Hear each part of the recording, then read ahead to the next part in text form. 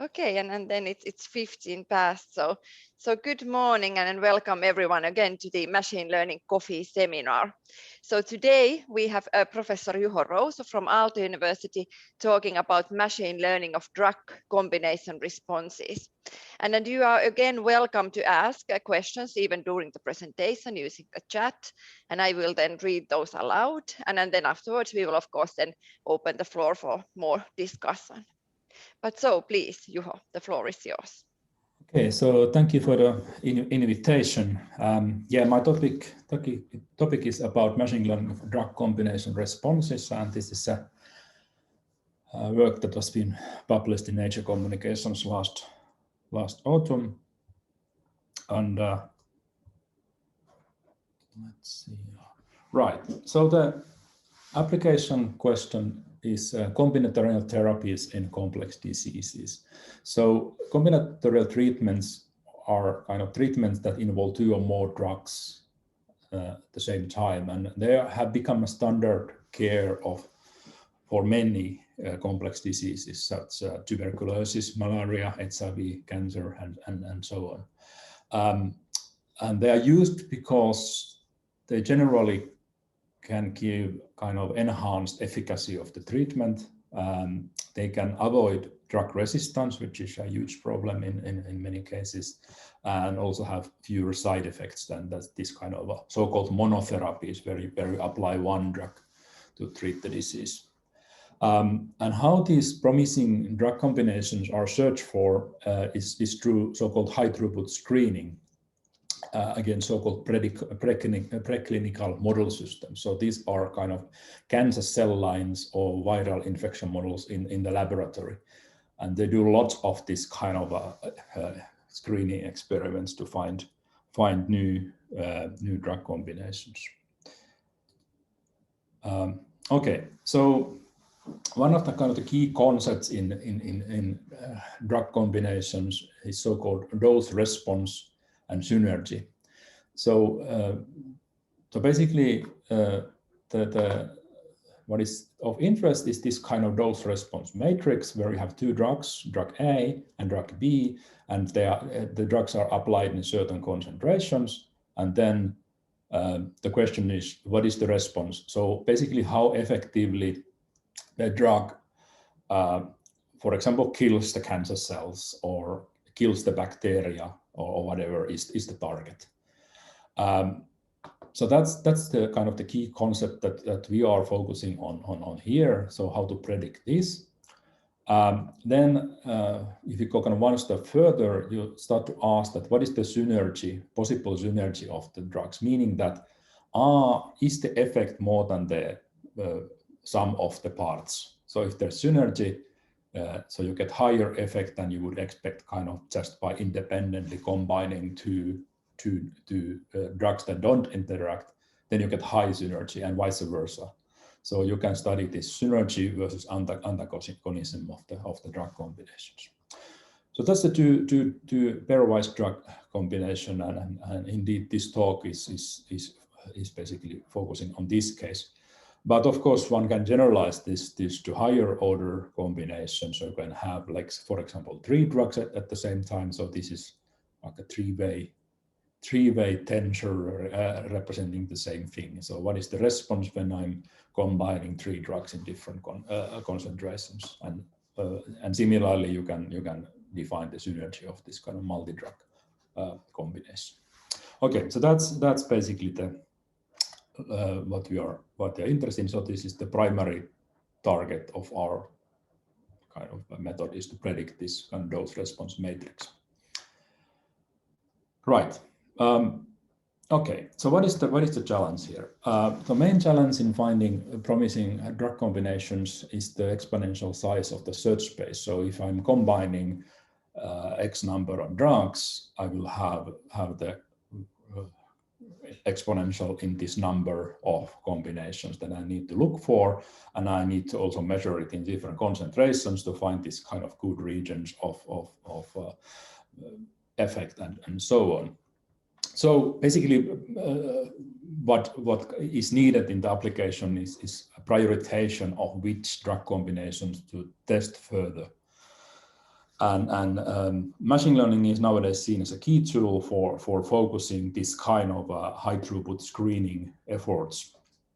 And in particular, in cancer, this has been greatly facilitated by this relatively new data set called NCI Almanac, which has over 5,000 drug combination tested in different concentrations. So it's as far as I know, the first large-scale public data that enables the accurate machine learning models to be developed. Right. So that's basically the kind of the canvas, and I'll give you kind of the one slide summary of what we did. So we basically developed a method for predicting drug combinations based on so-called higher order factorization machines. I will shortly tell you what they are, but the point is that we can allow these multi-way interactions between drugs and their targets with this technology. And basically we show that on this NCI Almanac data we can accurately predict dose response matrices and also as a kind of next step to find these synergistic combinations of drugs. Right. So that's basically the method in nutshell. And next I will go a little bit to the kind of the technology because I assume that not all of you have heard about factorization machines. I'll tell a little bit about what they are. Right. Okay. So the kind of the starting point for factorization machines, or let's say our kind of a viewpoint to factorization machine, are so-called multi-way interaction problems. So we are looking at prediction problems where the predicted target depends on simultaneous interaction of number of objects. And of course, the most well-known case is the pairwise case, where I have two objects who interact. And then, for example, something like movie recommendation is a kind of a prime example of this. I have a user, I have movie, and I need to predict whether they will interact, and interact in this case means whether user will like a movie or not. Or going closer to biology, binding affinity between molecules like drugs and targets, protein, DNA, and so on and so on. So these have been studied a lot in recent years. Okay, so then when we talk about the multi-way interactions of more than two objects, then there are of course still interesting applications. For example, genotype-phenotype interactions. So we have this SNP SNP. So these are mutations in the genome, and you might need to have M of them at the same time in order to have a phenotypic change in the target. So that's one example of this kind of multi-way interaction. And in this talk, we have this multi-way interaction of two drugs at the same time in two different doses and one target. So we have basically a fifth order interaction in this case.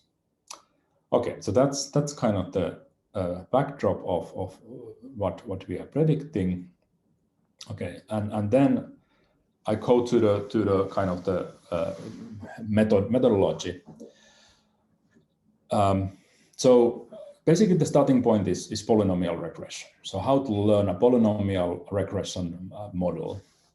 And if we take a quadratic regression model, so that's basically a model like this. So I have my input X, and then my model is taking each input at a time, putting some weight on it. So that's basically just linear regression. If I have add the quadratic term, so I have interaction between jth and kth feature, and then these are the feature values, corresponding feature values, and I take all of these.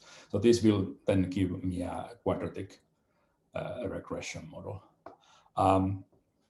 And if I have a d-dimensional input, I will have these squared parameters to estimate. And if we now want to generalize this to mth degree polynomials, this is basically what I will get. I will get this kind of a series where the highest order term is like this, and here I'm taking, so I actually have a little indexing bug here, so this would be JM, not K. But anyway, so I have like a multiplication of M features, and then I have a weight for that particular term. And now I have d to the n parameters to estimate. And this poses challenges. So I have exponential time complexity to estimating the model, because I need to estimate exponential number of terms. But even worse, I have a statistical challenge. I will, in practical scenarios, not have enough data to reliably estimate that many parameters. So I need to kind of get a lower number of parameters in order to have a possibility to learn this kind of model. And kind of the important thing here is that if I have a polynomial of degree k, I can capture a k-way interaction, kind of even if it's fully complex interaction. If the interaction in reality is kind of not of the full order, I can manage it with the lower order polynomial. But in general, in order to have k interacting objects, I need to have a degree k polynomial. So that's kind of the why we need to consider this higher order models. Right. Okay, so factorization machines, basically technology that's developed something like a decade ago for making this kind of polynomial regression models from large data sets feasible. And the idea is that the higher order terms in this regression model are replaced by a factorized form. So here I have the form of this kind of a factorization machine where, okay, the linear term is the same as in this classical regression model, but the quadratic term is now expressed in this kind of factorized form where I have an inner product of two vectors that tell the contribution of jth variable to the interaction. So the full interaction is now taking k factors, the contributions of both of my variables to all of these k factors, and that inner product is now the kind of gives us the approximation of the interaction rate. So I have this kind of sum of products of contributions to factors, and that will give this interaction rate. Okay, this looks a bit complicated, but in reality, we are pushing down the number of parameters quite significantly. So if we have like a k factors to consider, we have O d times k parameters to estimate compared to the original quadratic number. So that's kind of the idea that this kind of low rank approximation of the interaction weights is being learned. Okay, so that's the pairwise case. What about the higher order case? So in higher order case, so it looks a bit more complicated. So we have the first and second order terms here, and if you go all the way up to the m, I will have this kind of expression where here I have the m times a multiplication of different features, and this is the corresponding approximated feature weight, and this is like a nth order, basically generalized inner product of these factors. And here I have basically written it out what it is. So I have a sum over product of m terms, and that's the approximated weight for that interaction term. And now the difference to the full model becomes kind of very obvious. So I had this exponential number of parameters to estimate in the full regression model. Now I have this kind of d times k times m, so basically linear in this relevant parameters. So the number of original variables, the rank of my factorization, and the order of my factorization. So what is the highest degree of the polynomial? Right, so that's kind of this drastic exponential kind of compression of how many parameters we are estimating, and that basically makes it possible to use this model for big data.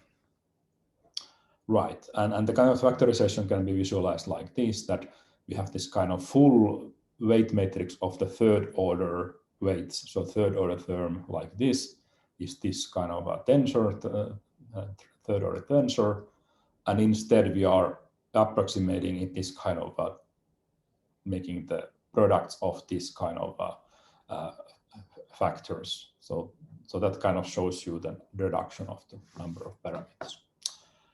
Right. Okay. So then how do we learn them? So basically this is very classical machine learning in a way. Sorry. So there is a loss function, and there are some regularizations, and the loss will be now just the regular, basically mean squared error, and the regularizers are actually, so this is the usual regularization you would use in a rich regression model. So that's the first order term, and then we have a regularizer for the factor matrices. So that's basically the model. So it's a differentiable functional, but it's non-convex. So we can train it by stochastic gradient descent. So we will find basically local optimum of this functional by stochastic gradient descent. And actually what is the challenging part here is the fact that even though I reduce the number of parameters to linear one, I still have actually an exponential number of terms. I couldn't reduce the number of terms because these factors repeat across different combinations, meaning that the number of terms in these equations did not actually decrease. So I still need to compute over this kind of quite complicated expression. But there one can use the repetitive structure and use dynamic programming to compute that actually in linear time. So it's okay. So sorry, now there is a question in the chat, if I may interrupt at this point. Yeah, so there is a question that, so essentially you are talking about low rank decomposition of tensors, at least based on the three-way decomposition picture you gave on the previous slide.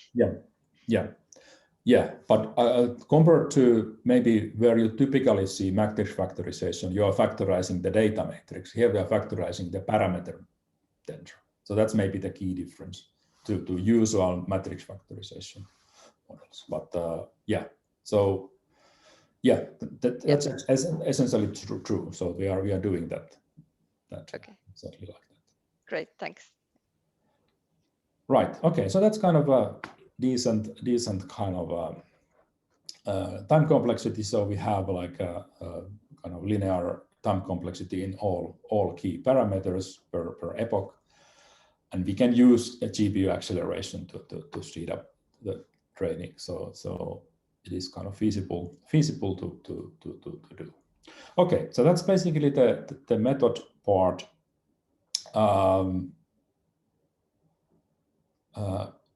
Next, I move to show you some experiments. So here is the NCA almanac data, the parameters of it. So we have little bit over 5,000 pairs of around 100 anti-cancer drug tested, and these are tested again 60 different cancer cell lines. And there are actually two types of dose response matrices, either 3x3 or 5x3 dose response matrices. So there are 2.8 million measurements if you compute everything in total. So it's pretty huge data.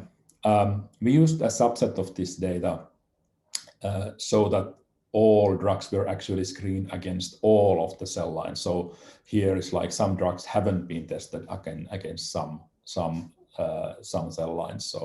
So we used this kind of subset, which was kind of something like 500,000 data points in total. So around 300,000 combination responses and 200,000 monotherapy responses. Right. Okay. So a comparison. So our method is the so-called combo FM. So that uses these higher order factorization machines. We looked at different orders and different ranks of this model in these experiments. We compare it to a random forest regressor. It has been kind of performed very well in this task previously. So, for example, it won the recent Dream Challenge on this drug combination prediction.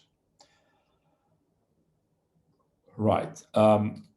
Okay. And then something bit kind of delicate are the prediction scenarios. So we actually can define this problem many ways, and then we get models that are the accuracies of models depend on how you define your prediction scenario. So we consider three tasks that are basically of increasing difficulty. So for example, the first one is the completing partially measured dose response matrices. So I have this kind of dose response matrix. I know some of the responses for some of the doses, and I need to fill in the rest. And I also know similar partial or fully known dose response matrices for other combinations, other cell lines, and so on. So that's kind of the easiest task. The second task is that, okay, so what if you don't have any? So you know how the drugs respond in isolation, but you don't have any interaction data of them against a particular cell line. But you know the other, so we have data on the same drug combination against other targets. So that's kind of the second scenario. And the third one is the most difficult, where we want to predict the dose response matrix without having measured this particular drug combination against any target. So I only have data on the same drugs in different combinations in different targets, but not the same. So these are kind of the we would expect them to have like this kind of increase in difficulty. And what is kind of important also to note that also the evaluation of the model needs to be designed by what is your scenario. Otherwise, you are going to easily have like a double dipping of your test training data for the test set. So you need to be careful with the cross validation to make sure that you are following these scenarios. Right. Some results. So here is basically the behavior of the models with respect to the complexity of the model. So we have two parameters that control the complexity. First, if the order, basically the maximum degree of the polynomial, M, and then we have the rank of the factor matrices. So how many factors we are using per weight. So here we see the behavior, which actually was originally a bit surprising to me. So here is the rank, so how many factors we are using, and here is the curves of the Pearson correlation of the model when we increase the order, and you see this kind of continuous monotonically increasing behavior. That actually adding more and more higher order terms to the polynomial actually don't cause overfitting, which is maybe it's a bit surprising, but this is what happens, and this happens actually in all of the scenarios. So these are kind of qualitatively similar looking pictures. So we couldn't actually see any overfitting from the model, which was a surprise to me. And we kind of settled on this kind of a middle ground in the order. So most of our experiments are done with the 5th order model. So you see it's up there. So it's maybe kind of a good compromise between time complexity and the model accuracy. And the number 5 is kind of also justified by the original data, where we have 2 drugs, 1 cell line, and 2 different doses. So you can say that the kind of the 5th order polynomial can already capture that interaction. Right. So that looks quite nice. So we get quite good correlations in the test set for our model. So here's another view. So here basically we see all of the predictions. So we have the measured response of a combination and the predicted response, and then we see the scatter plot around it. And you can see that it's actually very kind of nicely follows this kind of a trend line, or this kind of a exact line where it should be. So here are the 3 scenarios, and you see that the scatter, there's more and more scatter, but it's still kind of decent even in the most difficult case. Here is the same for random forest, and it's actually not too bad either, but you can also see visually that this is the combo FM is more accurate than random forest in this case. Right. Yeah. So that's basically it, and this is also pretty much at the end. So this is a summary. So so this search for new combinatorial therapies requires prioritization due to the huge search space of drug combinations. And nowadays we can use machine learning tools such as combo FM to predict the combination responses and synergies, and that way we can help to prioritize the search. So we use the Factorization machine technology to learn the pairwise drug combination responses. And basically we have 2 kinds of data: monotherapy responses of single drugs and responses of similar drug combinations in similar cell lines.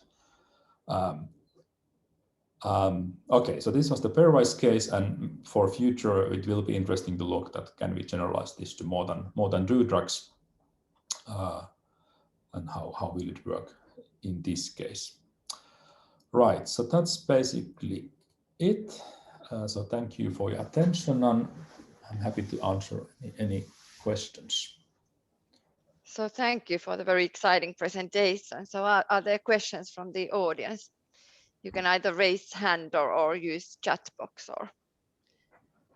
Okay, so actually, yeah. Meanwhile, before seeing anyone raising hand, there is one question already in the chat. So what is your take on nonlinear interactions? Would seem straightforward in principle to kernelize or put in a couple of neural networks.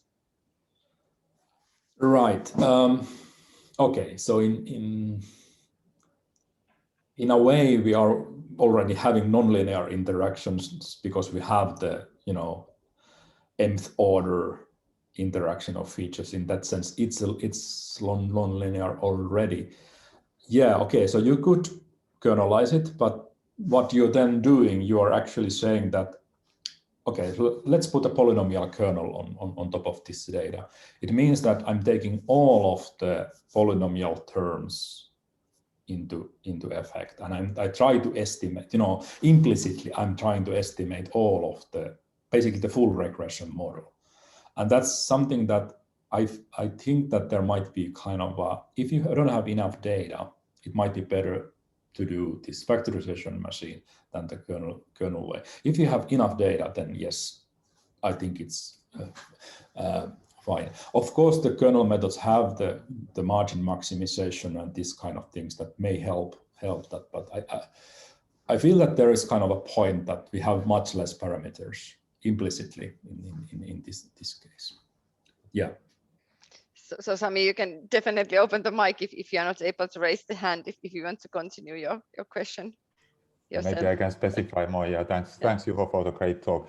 By the way, I wonder, can anybody else raise their hands? I mean, I'm not a host or anything. I'm just a standard audience. No. Oh, okay. So then there's something these big with hands. the Yeah. settings. Okay, fine. That works. Yeah. Okay. But yeah, specifying more. Okay. So it would be, Juho, it would be about non-multiplicative.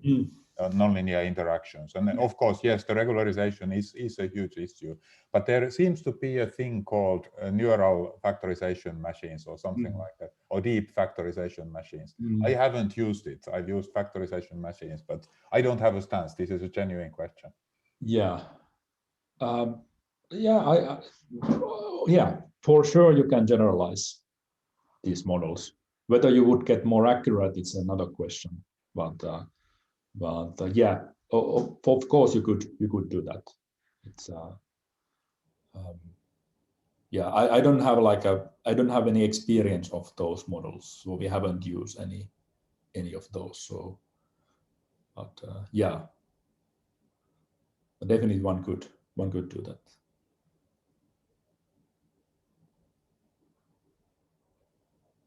Okay, thank you. And yeah, it seems that some of the participants from the audience can raise hands and then the others not, but it's also okay to ask for the question time from using the chat. So I think Anna was the next one with the question. Hi. So in a nutshell, you just took a random forest to predict a lot of data, right? I know it's simplification, but yeah. Random forest was only the comparison. It's not, our method is not a random forest. So it was, we just compared to it. So it was the kind of the, so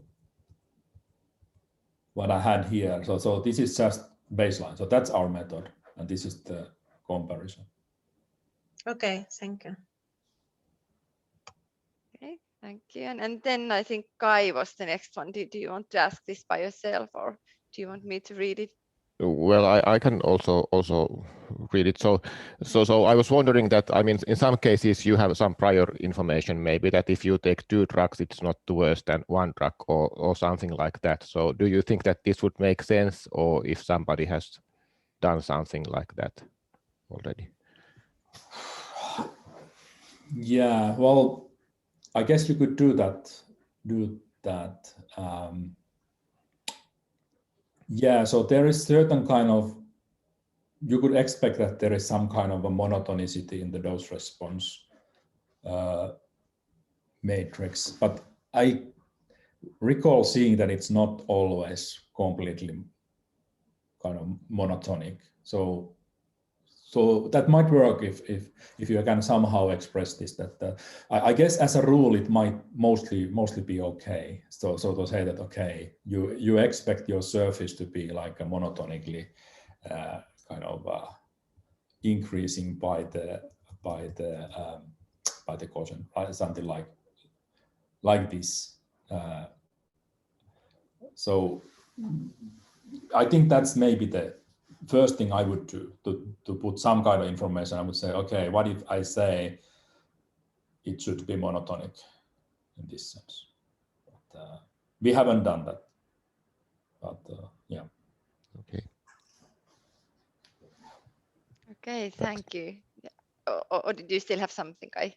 Yeah, I would like to ask a question. Sorry. Yeah. I'm sorry for Simon, yeah. a great presentation, Professor. I'd like to ask, during you calculated the higher order factorization HOFMS, if I'm not mistaken. So during that manipulation, you considered gradient calculation for linearity. So my question, I'd like to ask you why only gradient. Does that impact highly for your overall satisfactory performance for your proposed method? Sorry, I couldn't really. Yeah, I'm asking you during HOFMS, I mean higher order factorization machines calculation, you considered gradient calculation. You consider gradient. So my query is why only gradient? Why you consider gradient for linearity? in terms of, for example, for non-linearity, what will happen there? So we compute gradient. This is just like any, typical machine learning model nowadays is trained by some kind of gradient approaches. So like neural nets, and so that's the reason we consider the gradients. So that's basically to minimize this functional. So that's what we're doing. So we want to minimize, not this, but this one. We want to minimize this. So here this is a regression error, and here are the regularizers. And we want to find the negative gradient of this in order to minimize it. And we do it in stochastic fashion, meaning one data point at a time. We are not computing a full gradient. So this is completely what everybody does in neural networks or kernel machines. So that's like that. Okay. Nothing special there. Okay, thank you. Okay, and then Petteri. Yeah, thanks. So a really nice talk. So basically, if I understood you correctly, so you're looking at basically polynomials in the monomial basis, and of course there are coefficients in the monomial basis. Then you compose a sort of let's say rank, I think it was K decomposition of that particular tensor, and then that's basically what you start then fitting using stochastic gradient descent. So I'm kind of curious whether you actually eyeball the polynomials that you get. So for example, are they sparse and so forth, and whether you could maybe use some other constraint than low rank in the coefficient basis. A little bit. There are other bases for polynomials as well. So we have a little bit eyeballed, but not a lot. I can tell they are not completely sparse, so they are quite dense at some parts, and so they kind of are. They are doing some kind of feature selection actually, underlying that what features they are looking at. So it's kind of, I would say it's not completely sparse, but it's not completely dense, but something in the middle, at least in this data. But we haven't really studied kind of in detail. So it's because these are kind of quite huge models in the end, because if you looked at the numbers that we are looking at, so the rank goes to 150 and orders up to 10. So these are pretty complicated models to kind of eyeball, but yeah, we have done a little bit of that. Okay, thanks. Okay, thank you. And then Sami has raised hand again. Yeah. Continuing from Petteri's excellent question. So structure sparsity actually would sound really interesting here, wouldn't it? Right. You would probably assume that there are some drugs that are more important.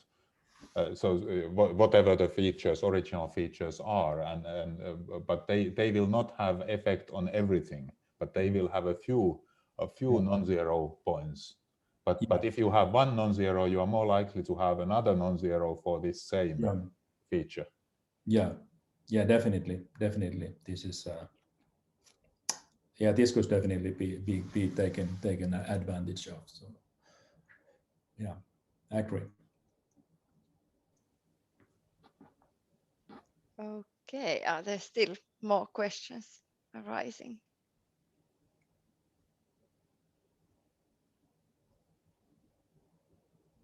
No, it seems to be quite quiet. I hope I have noticed all the questions also in the chat box, but if nothing more, so then again, thank you for the excellent presentation and for everyone for the good discussion afterwards.